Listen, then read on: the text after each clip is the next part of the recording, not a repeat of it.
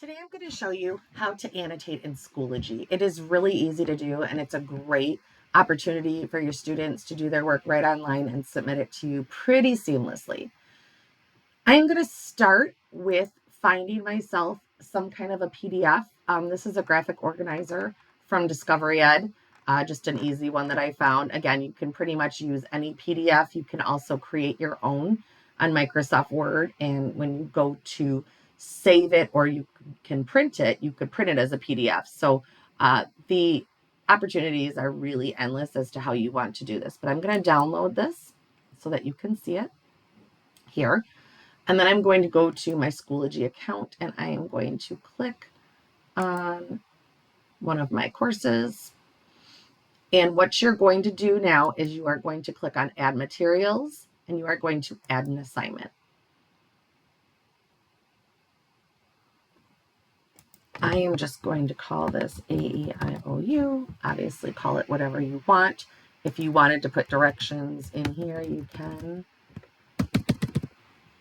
But I am really focused. Actually, before I do that, let's do ungraded for my category because those have to be filled in, obviously, for grades. If you want a due date, you can also add a due date. But I am looking at this annotations assignment. So this is where you can upload a document and it'll make a copy for the students and they can write right on it and send it back to you. So I'm going to click on annotations and I'm going to go look for that AEIOU. I believe it's in my downloads. There it is. And I'm going to open it and it's right there for me. So I'm going to click create. And it's as simple as that. When I look down here, I can click on it, and as a teacher, you'll be able to see if the grades are published. You will be able to see the graphic organizer. Now, if you're a student,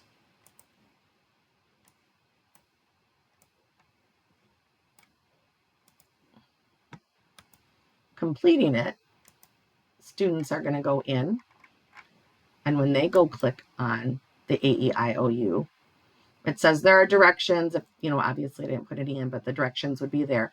They're just going to click start assignment. They're not necessarily going to see anything except this start assignment. So once they click on start assignment, it is going to give them the PDF. This is their very own copy.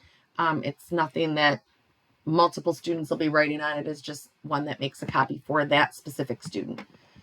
So there are different writing tools that you can use up here. You can type or you can draw. So you could potentially draw shapes, if you wanted them to,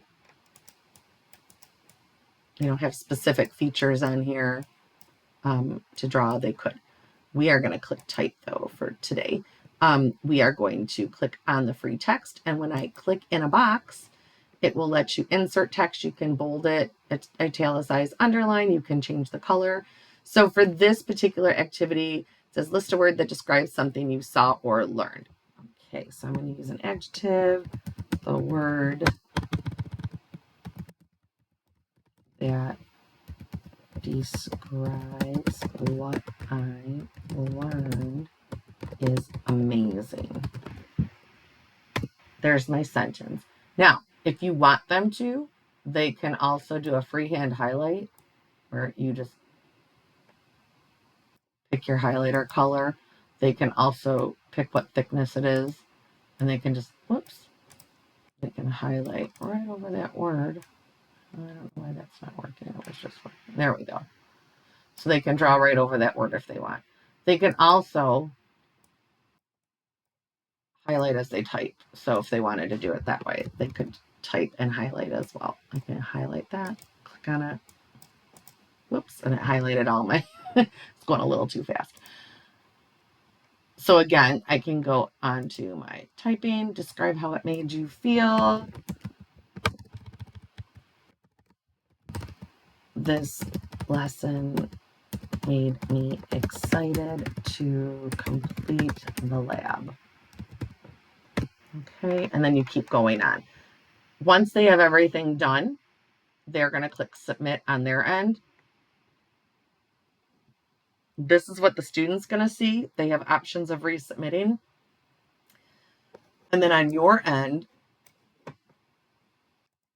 refresh, and you're going to see that student submission. So when I click on the student submission, there's everything I did. You can also post comments right in there to them so that they know what kind of feedback they got. And that is it. Super duper easy. So many different activities you can put in here, especially for iPads. This is a great opportunity for students to just be able to write with their hands on the iPad. So really, the possibilities are endless. So I hope that helps. Reach out to your ITC Geeks if you have any questions.